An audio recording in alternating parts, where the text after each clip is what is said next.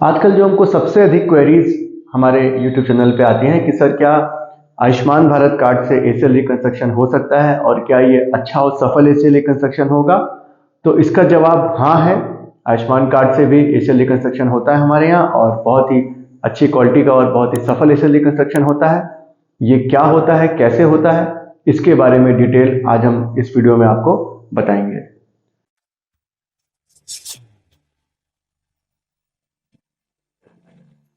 नमस्कार दोस्तों, मैं हूं डॉक्टर नीरज श्रीवास्तव। मैं आर्थ्रोस्कोपी और स्पोर्ट्स इंजरी सर्जन हूं और स्कोपी क्लिनिक वाराणसी में प्रैक्टिस करता हूं और वहां का डायरेक्टर हूं।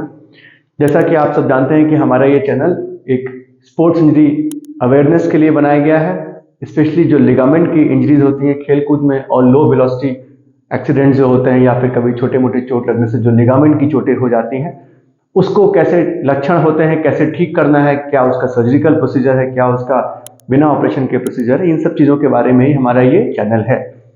तो ये क्वेरीज भी बहुत उठती हैं कि बहुत पुअर पेशेंट है जिसका कि सर्जरी नहीं हो सकता है ऐसे और उसके पास आयुष्मान कार्ड है, तो क्या उससे भी एसीएल सर्जरी कवर अप होती है? तो ये जरूर होती है क्योंकि उसमें भी एसीएल सर्जरी का पैकेज दिया गया है। और जो एक डाउट्स होते हैं कि क्या होता है एसीएल, कैसे टूटता है और कैसे सर्जरी करनी है, तो आपको मैंने बताया हुआ है कि जो एसीएल लिगामेंट होता है वो आपका एंटीरियर स्टेबलाइजर है नी का और घुटने को बाहर निकलने से ये रोकता है। जब भी कोई चोट लगती है जिसमें कि हड्डी नहीं टूटी और उसमें घुटने में बहुत ज़्यादा खून जम गया और उसके बाद दर्द हुआ और बाद में अगर आपको लचक आ रही है तो आप ये समझें कि आपका एसीएल टूट चुका है और जाकर किसी डॉक्टर को दिखाएं। ये एक्सरे में डायग्नोसिस नहीं होता है, तो एक्सरे हमेशा ही नॉर्मल आएगा अनलेस कि ये एसीएल अवल्जन हो जिसमें कि हड्डी का टुकड़ा लेके एसीएल उखड़ता है।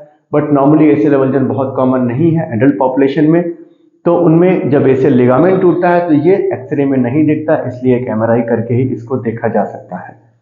अगर ये पार्शियल एसीएल है तो इसमें ज़्यादातर टाइम सर्जरी की ज़रूरत नहीं होती है। एक्सरसाइज द्वारा, जिसको कि रिहैब भी बोलते हैं या फिजियोथेरेपी भी बोलते हैं, तो अच्छे रिहैब द्वारा इसको हम ठीक कर सकते हैं। जब रिहैब द्वारा ये ठीक ना हो रहा हो तब आपको सोचना है कि हाँ इसको हम ऑपरेशन कराएं, या फिर अगर एमआरआई में दिख गया है कि आपका complete ACL TR completely ruptured हो गया है तो भी हमें पता होता है कि ये ऑपरेशन द्वारा ही ठीक होगा, तब इसका सर्जरी कराना है। अब अगर आप पुअर हैं और आपके पास आयुष्मान कार्ड है तो ये आपके लिए बहुत अच्छी बात है कि आपका एसीएल सर्जरी भी आयुष्मान कार्ड में कंप्लीटली कवर्ड है। जो लोगों को लगता है कि क्या इसके बाद भी ऊपर से खर्चा होगा या दवा का बेड चार्ज, इसमें कोई भी खर्चा नहीं होगा। It is absolutely free. बस एमआरआई आप जो पहले करवाए रहेंगे वो आपका जो पहले से जो टेस्ट हो रखे हैं वो रहेंगे। एक बार आपका एडमिशन हुआ तो आपका एडमिशन होना, आपका सर्जरी होना, आपके सर्जरी में जो दवाइयाँ लगेंगी और आपके डिस्चार्ज के वक्त भी जो आपको दवाइयाँ मिलेंगी, वो सारा कुछ इस योजना में कवर्ड है। ये सरकार की एक बहुत अच्छी योजना है। जैसे कि फॉरेन कंट्रीज में भी जो अपना स्टेट स्पॉन्सर्ड हेल्थ स्कीम्स होती हैं, वैसा ही हमारा ये आयुष्मान कार्ड भी है। तो इसको कहीं से भी ये मत सोचिए कि इसमें कोई प्रॉब्लम होने वाली है और आपका ऑपरेशन में कोई प्रॉब्लम होने वाली है।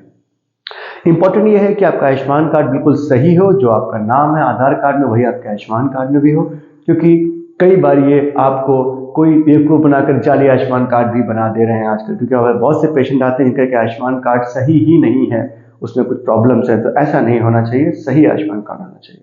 अगर वो सही है और वो एक्टिव है और ये पोर्टल पे पढ़ने के बाद भी एक्सेप्ट हुआ गवर्नमेंट से, मतलब कि इसमें पूरा ट्रीटमेंट आपका अब फ्री होगा। सेकंड जो क्वेश्चन एक होता है कि क्या आयुष्मान भारत में जो हमारा एसीएल बन रहा है ये लो क्वालिटी का होगा? तो ये सोचिए दोस्तों कि जो आपका एसीएल बनने वाला है ना, ये किसी भी आर्टिफिशियल चीज से नहीं बनाते हैं।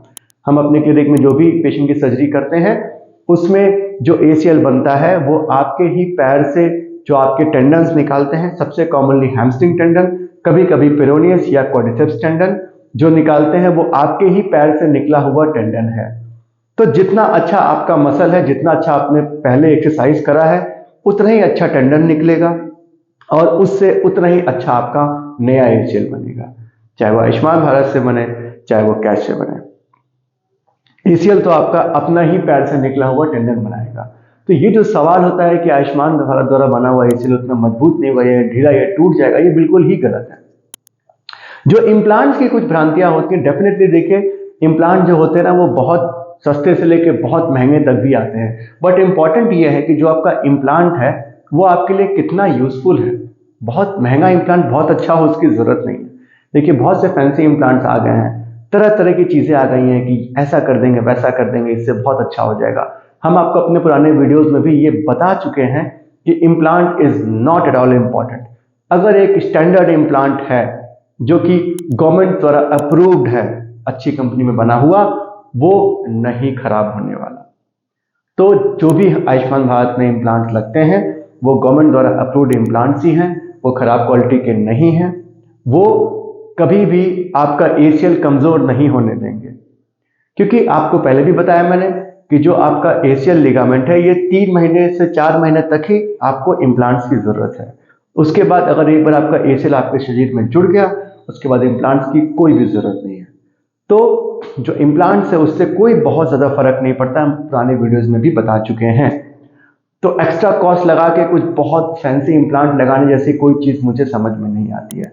जो भी गुड क्वालिटी इम्प्लांट है उनको लगा करके आपका एसीएल कितने अच्छे से बनाया गया है, आपका टेंडन कितना स्ट्रांग है, आपका सर्जन कितना एक्सपीरियंस्ड है इस सर्जरी को करने में, सबसे important point I would say जो आपके कंट्रोल में है, आपका सर्जन कितना एक्सपर्टाइज्ड है, वो कितनी एसीएल सर्जरी रोज कर रहा है, ये बहुत इंपॉर्टेंट है। ना कि ये कि वो कौन से कार्ड से सर्जरी कर रहा है या कितने पैसे से सर्जरी कर रहा है।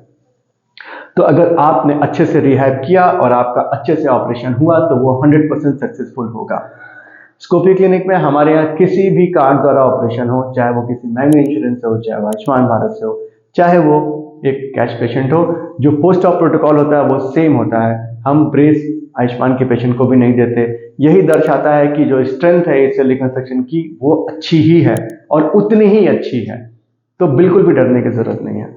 अगर आपका आयुष्मान कार्ड है और वो ठीक है तो आप बेझिझक सर्जरी करा सकते हैं, कुछ भी एक्स्ट्रा खर्चा नहीं होगा। इंपॉर्टेंट सिर्फ ये है कि आप कितने अच्छे से अपने बनाए हुए एसीएल का ध्यान रखते हैं सर्जरी के बाद, उसको अच्छे से करना है। उसके भी पुराने वीडियोस हमने बना रखे हैं कि कैसे एक्सरसाइजेस करनी है, कैसे सूजन कम करना है, कैसे अपनी एक्टिविटीज को रिज्यूम करना है। जैसे कि आज ही मैंने देखा कि हमारे 2-3 मरीज ऐसे आए हुए थे जिनको कि समय से पहले ही वो 15 से 20 दिनों में पैर मुड़ जाने के बाद वो इंडियन टॉयलेट 15 दिन में ही इस्तेमाल करने लग गए। तो इन चीजों को बचाना है। इन चीजों से आपका एसीएल ढीला होगा, ना कि इम्प्लांट खराब होने से। इम्प्लांट अच्छा है, अगर एक बार फिट हो गया तो वो नहीं टूटना है और 3 से 4 महीने बाद तो वैसे भी आपका एसीएल जुड़ जाना है।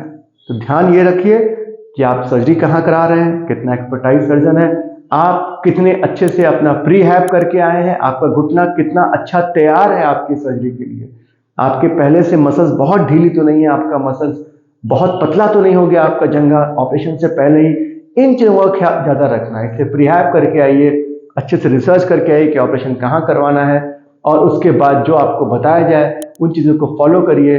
कोई भी गलती मत करिए, जम करके कसरत करिए, थोड़ा पेन टॉलरेंस करिए, आपका एसीएल सर्जरी सक्सेसफुल होगा, आप चाहे जिस भी कार्ड से करवा रहे हो। तो it's a boon for you. आपका आयुष्मान कार्ड है, आप फ्री में सर्जरी कराइए, आप उसके बाद अच्छे से रिकवर करिए। और इसके बाद भी अगर आपको कोई डाउट्स होते हैं तो हमसे आप पूछ सकते हैं कमेंट सेक्शन में लिख करके, हम आपको जवाब देंगे। अपना ख्याल रखिए, अपने एसीएल का ख्याल रखिए।